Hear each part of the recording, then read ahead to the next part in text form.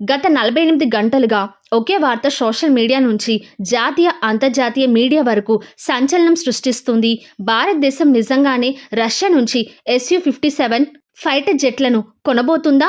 కొందరు ఇది పూర్తిగా తప్పుడు వార్త అంటుంటే, మరికొందరు ఇప్పటికే రష్యాతో చర్చలు కూడా జరుగుతున్నాయి అని చెబుతున్నారు. అసలు ఈ వార్తల వెనుక నిజం ఏమిటి? చైనా సరిహద్దుల్లో ఒక్కసారిగా ఏం జరిగింది? ఎందుకు ఇప్పుడు భారత్ పైన ఇంత ఒత్తిడి పెరుగుతుంది? ఈ వీడియోలో అన్ని సందేహాలకు ఆధారాలతో సులభంగా అర్థమయ్యేలాగా సమాధానాలు తెలుసుకుందాం. కాబట్టి వీడియోని ఎక్కడ కూడా స్కిప్ చేయకుండా చివరకు చూడండి. భారతదేశం నిజంగానే SU-57 ఫైటర్ జెట్లను కొనబోతుందా? కొందరు భారతదేశం ఒక విమానం కూడా కొనదని చెబుతున్నారు. మరికొందరు 90 నుంచి 100 వరకు కొనుగోలు చేసే అవకాశం ఉంటుంది అంటున్నారు. గత 48 గంటల్లో ఇలాంటి వార్తలు వరుసగా వస్తూనే ఉన్నాయి. భారతీయ మీడియాతో పాటు విదేశీ మీడియా కూడా దీనిపైన భిన్నమైన కథనాలు ప్రచురిస్తుంది. ఒకవైపు భారత్ SU-57 కొనదని చెబుతుంటే, మరోవైపు భారత్ ఇప్పటికే రష్యాతో మీరు మాకు ఈ విమానాలను సరఫరా చేయగలరా అనే అంశం పైన చర్చలు జరుగుతున్నాయి అని వార్తలు కూడా ఎంతగానో వస్తున్నాయి. దీంతో అసలు నిజం ఏంటో ఎవరికి అర్థం కావడం లేదు. పెద్ద పెద్ద మీడియా సంస్థలే తమకు వచ్చిన సమాచారం విషయంలో కన్ఫ్యూజన్ అవుతున్నారు. అయితే ఈ వీడియోలో ఈ రెండు వాదనలో నిజమేదో సులభంగా అర్థమయ్యేలాగా తెలుసుకుందాం. ఈ మొత్తం చర్చ 5 రోజుల క్రితమే మొదలైంది. అప్పుడే ఒక ముఖ్యమైన వార్త బయటకు వచ్చింది. అదేమిటి అంటే, ఇంతకు ముందు భారత సరిహద్దుకు దగ్గరగా చైనాలో జింగ్జియాంగ్ ప్రావిన్స్లో హోటాన్ అనే ప్రాంతంలో మాత్రమే ఒక ప్రధాన ఎయిర్ బేస్ ఉండేది. అది మన లడాఖ్లోని లెహేకు కేవలం 500 కిలోమీటర్ల దూరంలోనే ఉండేది.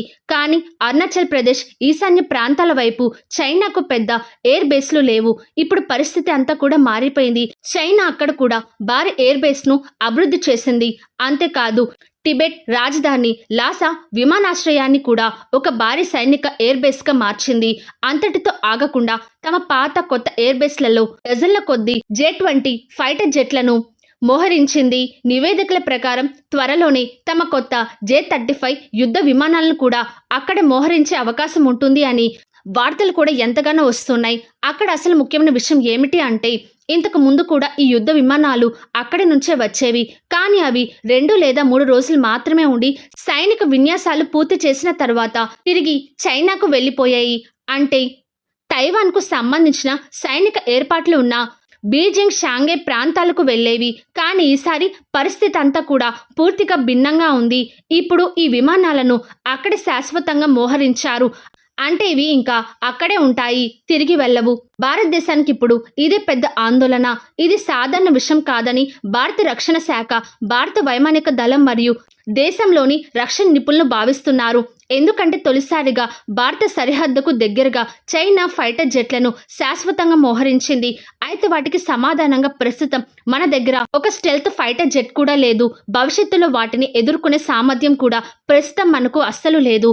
ఇది ఎంత సీరియస్ విషయమో ఒక ఉదాహరణతో అర్థం చేసుకుందాం. చైనా ఎప్పుడు ఏ చర్య తీసుకుంటుందో చెప్పడం చాలా కష్టం. ఒకవేళ రేపు అరుణాచల్ ప్రదేశ్లోకి చైనా చొరబడేందుకు ప్రయత్నిస్తుంది అని వార్త వస్తే 2 దేశాల మధ్య ఉద్రిక్తతలు వెంటనే పెరిగే అవకాశం ఉంటుంది. అలాంటి పరిస్థితుల్లో స్టెల్త్ టెక్నాలజీ కారణంగా చైనాకు కొత్త వ్యూహాత్మక ఆధిక్యం లభిస్తుంది. అంతేకాదు, ఇన్ఫర్మేషన్ వార్ఫేర్లో కూడా చైనా దీనిని ఉపయోగించుకుంటుంది. మేము భారత సరిహద్దులో స్టెల్త్ ఫైటర్ జెట్లను మోహరించామని ప్రపంచానికి ప్రచారం చేస్తుంది.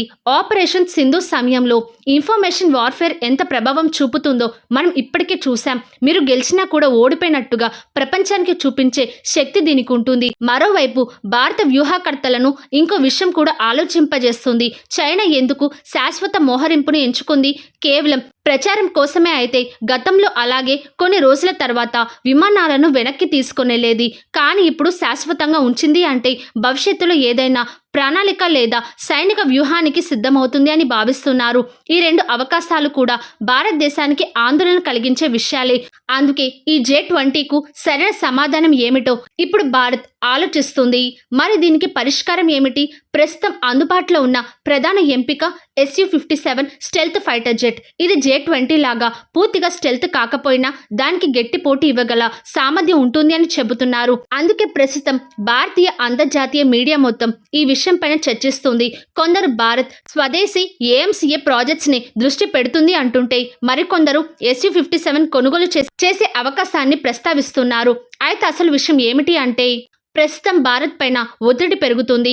ఇప్పుడు వెంటనే ఈ సమస్యకు పరిష్కారం వెతకాలా, లేక ఏఎంసీఏ పూర్తయ్యే వరకు మరో 4 లేదా 5 సంవత్సరాలు వేచి చూడాలా అనే ఆలోచన జరుగుతుంది. కానీ పరిస్థితులు చూస్తుంటే అంతకాలం ఎదురు చూడడం కష్టమే అనిపిస్తుంది. ఎందుకంటే చైనా సరిహద్దుల్లో చిన్న ఉల్లంఘన జరిగినా లేదా చిన్న ఘర్షణ జరిగినా లేక అలాంటి పరిస్థితులు వచ్చినా కూడా భారత్పై భారీ ఒత్తిడి ఏర్పడుతుంది. అలాంటి సమయంలో సరైన యుద్ధ విమానాన్ని కొనుగోలు చేయాల్సిన పరిస్థితి రావచ్చు.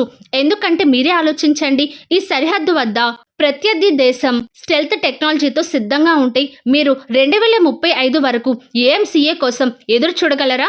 అది చాలా కష్టమే.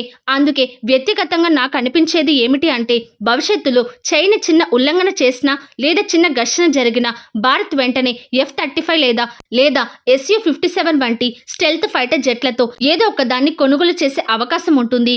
అలాగే దీనిపైన మీ అభిప్రాయాన్ని తప్పకుండా తెలియజేయండి.